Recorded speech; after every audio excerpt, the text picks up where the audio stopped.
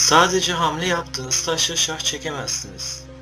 Bazen de bir taşın yerinden oynatılması sonucunda diğer bir taşınızın önünün açılmasıyla da şah çekebilirsiniz. Ekrandaki örneğe baktığımızda siyahların sadece bir hamle yaparak şah çekmesi mümkün olabilir mi? At konumu itibariyle şah çekemez. Fakat hemen arkasındaki kalenin önünü açarak kalenin şah çekmesini sağlayabilir. At bu şekilde hamle yaptığında siyahlar şah çekmiş olur.